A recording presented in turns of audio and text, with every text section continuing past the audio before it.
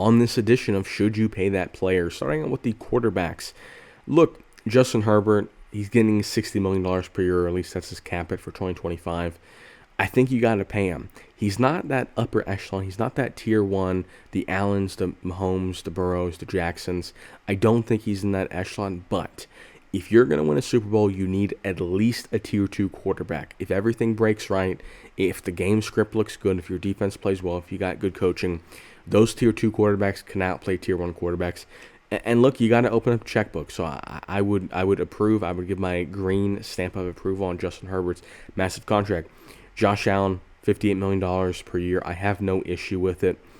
Look, you're expecting to pay these guys the top of the market. You can see Mahomes is in fourth, Allen's in second in terms of cap hit. That's just the run of the mill. When you're going to have a tier one quarterback, you are going to have to open up the checkbook and pretty much give him a blank check.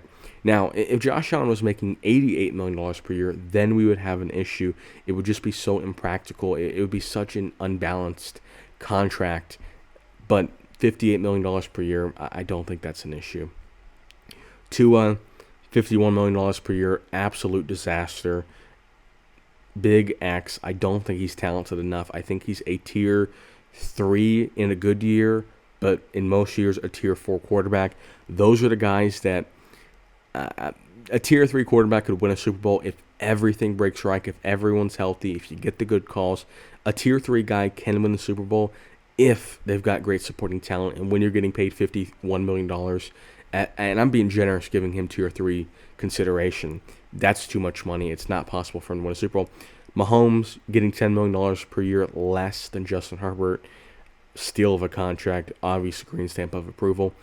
Dak Prescott, it's tough, $47 million per year. Look, he has played very well, but I think he is the last guy in tier 2, most likely the best guy in tier 3. And what that means is this is just too much money for him to win a Super Bowl.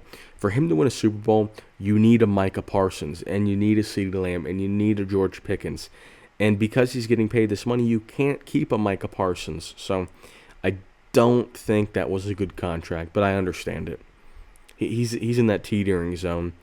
Deshaun Watson, obviously this is not a good contract from both a football standpoint and from a moral standpoint, paying that guy $44 million per year for Matthew Stafford. I think it's a fine contract. Look, they won a Super Bowl. He is an older quarterback. I think he's a tier 2 quarterback. You need an elite team around him under normal circumstances. You need an Aaron Donald. You need now Jared Verse. You need Puka. They've got a great team around him. He's making obviously a lot less than the elite guys. He's making above average money, but nothing crazy. I think Matthew Stafford is paid appropriately. And very similar to Baker Mayfield. I think Baker Mayfield and Matthew Stafford are in kind of that same camp. They're getting paid, above average, but not so much above average to where you're able to keep a Mike Evans. You can pay Baker and a Mike Evans versus just paying a Justin Herbert. If Justin Herbert was only paid $43 million per year, you would be able to have a Mike Evans, or you'd be able to have a Devontae Adams. So that's kind of the difference, is these guys are all tier 2, but because these guys are taking $17 million per year less, they can have that additional weapon. Lamar Jackson, $42 million per year. Obviously, that gets my green stamp of approval.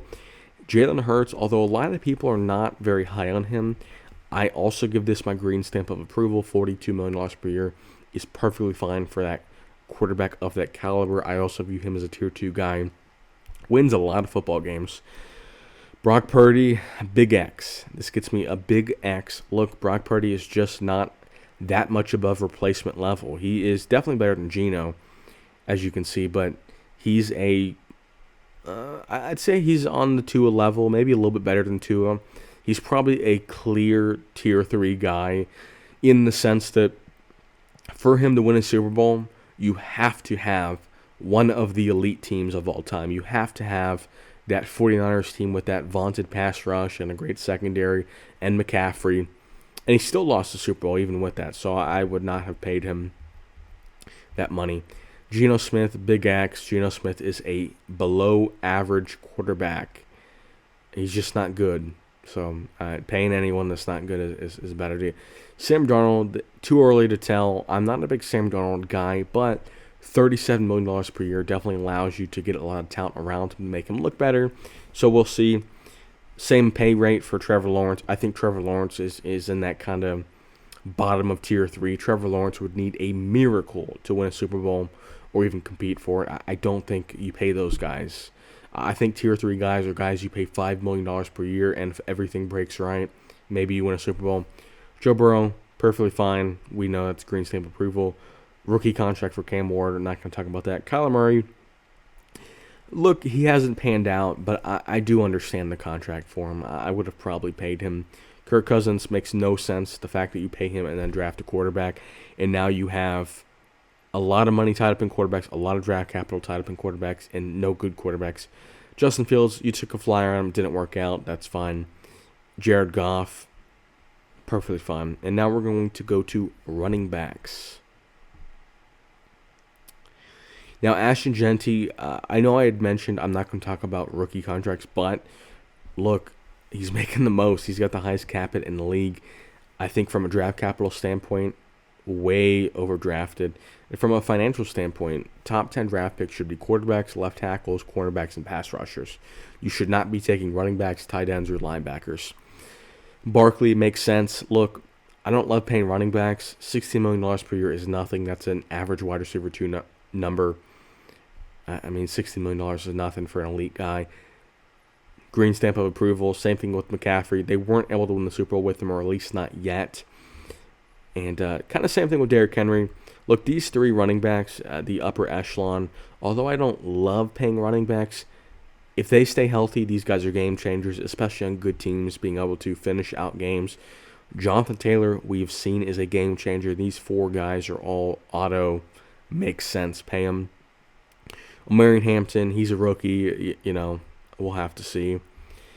James Cook, $10 million per year cap hit. It's okay. Is he a top 7 running back? Probably not. Is he kind of that upper echelon, the Barkley, the McCaffrey, the Henry, the Taylor? Probably not. In the same camp, a Josh Jacobs, a DeAndre Swift, a Joe Mixon. Are these guys better than average? Probably by a little bit. But I would probably just get a rookie running back and save my money. And other than that, most of the running backs aren't making enough for it to really matter. So we'll go on to wide receivers now. And 2 top cap hits. You got Jamar Chase, you got T. Higgins. Look, when you're building a team, you need to find the quarterback. That is the most important part of your team. Once you have the quarterback, you need some protection, whether that is just a bunch of average players with good cohesion. And then you need some defense. You need a pass rush, at least one, and you need some secondary players. I don't like having a high-paid quarterback and then a high-paid wide receiver and then a high-paid wide receiver number 2. Look, Jamar Chase is an all-time talent. He sells tickets. He puts butts in seats. You got to keep him. I get it. $41 million per year. A little rich for my taste, but I'm fine with it. T. Higgins makes no sense. Look, he's just not worth that, especially these 2 guys together. Terry McLaurin, not worth $35 million per year. When you've got a cheap quarterback in James Daniels who is very dynamic, you need to get a dominant defense. All the money should be going to defense. James Daniels is elite enough. RPO, read option, make the offense decent and have an elite defense. Justin Jefferson makes sense. Look, when you don't have the quarterback, everything's not really going to fall into place for you, but he's a massive piece. DK Metcalf, I don't like this at all. I think DK is a below average wide receiver 1. I think he's a fine player, but he's a guy that you should be paying $20 million per year for, not $35, and a draft pick. Hunter, he's a rookie. We'll have to see, especially if he plays cornerback. This will be worth it. A.J. Brown, he's a crybaby. The Eagles would be better just without him off the team, so I would get rid of him. If we could just X this contract out, the Eagles would be better. CeeDee Lamb makes sense. If you're going to pay Dak and you can keep CD for close to $10 million less than T. Higgins, I think it makes a lot of sense.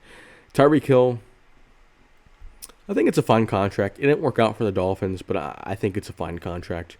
Now, we are going to get into some guys here at Ayuk, at Ridley, at Sutton, at Godwin, at Evans, at DJ Moore. These are guys that, maybe not DJ Moore, I do like DJ Moore a lot, but these are guys in this range, the 10 to 14 range, that it's like, These guys are all good for sure. I don't think any of these guys are misses necessarily, but I think you could utilize this money. You could disperse it across the offensive line.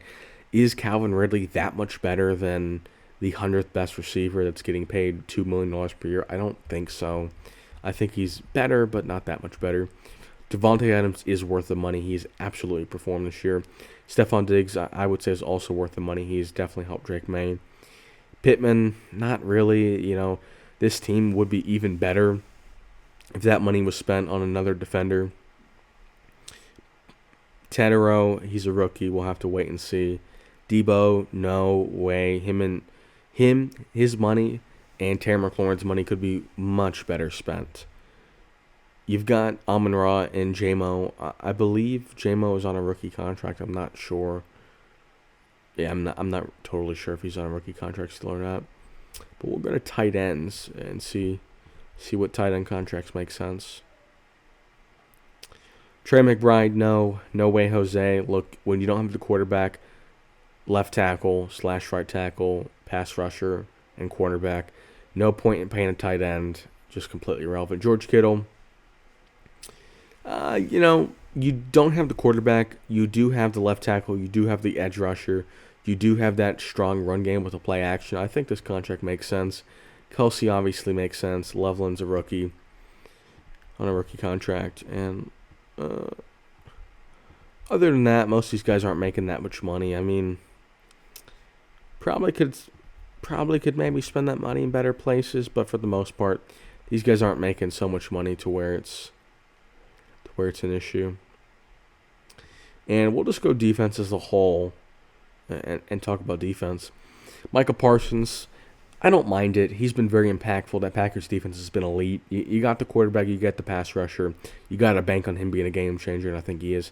TJ Watt, once again, you don't have the established quarterback, which is an issue, but I don't really think that's TJ Watt's fault. I think the contract makes sense. I'll give it the check mark. Max Crosby, I do not approve of this contract. I don't think he's in that tier 1 with the Parsons, with the Watt. I don't think him alone can make a defense at least average. Even without good help, Parsons and Watt can at least make a defense okay. Crosby can't, so I don't think that contract makes sense. Josh Allen Hines, a little bit of an overpay. I don't mind it. Milton Williams, when that contract got signed, I thought it was a massive overpay, but the Patriots' defensive line and defense as a whole has looked very good, so maybe I'm wrong. Maybe that is a good move. You got Danielle Hunter, who is a very formidable pass rusher and a bookend to Will Anderson. Texans defense, especially with Stingley, Hunter, and Anderson, look phenomenal, so I don't think you can really hate on that move. Hunter, we already talked about. If he plays both sides of the ball, he is elite. You got Nick Bosa. I think that's a fine contract for him. I think he's one of those tier 1 guys. Abdul Carter is a rookie. We can't talk about him. J.C. Horn, I don't love it. I don't think he's elite enough of a corner to be getting paid top 10 money on the defense side of the ball. I'd probably rather have that money in the offensive line to help Bryce Young or in the defensive line. You got Hendrickson. I don't think he's that elite of a pass rusher to get paid this much money. We can see the Bengals' defensive line still stinks, and just defense as a whole. Chris Jones is worth every penny. Same thing with Kyle Hamilton. These two guys are very, very important pieces to their teams. We skipped a few guys. Mason Graham is a rookie. We can't really talk about him. Myles Garrett is obviously worth this money. Derek Stingley is obviously worth this money. Nick Bonito is a pretty solid defender. And let's look at career earnings. I'm curious who the career earnings. Wow. So it is going to be cut off. Let me see if I can. I can't scoot this over. So it is actually cut off. Their career earnings on this screen recording, but Matthew Stafford's number 1 with $408 million. Insane with 1 Super Bowl ring. You got Aaron Rodgers with $394 million. You got Brady with $332. And what would be interesting is to be able to adjust this for inflation and just for how much the cap has gone up. But It's kind of crazy. We've got multiple pedestrians in here. Kirk Cousins is definitely a pedestrian. I mean, he's just a mediocre guy. Russell Wilson is. I mean, he's got $315 million. He's okay. Dak is. You know what? Dak is actually on pace. 9 years in, 200. Well, essentially 300 million. Dak is probably going to be the highest paid player in NFL history, depending on. Goff won't be able to catch him. I'm curious who will be the highest paid player in NFL history when it's all said and done. So, who is still active? You got Aaron Rodgers, who's at 400 million, and he might get one more contract, but 450 probably be his cap. Dak Prescott is at 300. Yeah, Dak will definitely pass Stafford at 408 and Rodgers. Let's say they both get to 500. Dak will get to probably 6 or 700 million. Can Goff catch him? No. Josh Allen is at 230, so Josh Allen is behind him. He's 2 years younger. Josh Allen might pass him. Mahomes, same as Josh Allen. They're both the same age. And then you've got Williams won't catch him. Miller can't catch him. You got Khalil Mack. Lamar Jackson probably won't catch him either.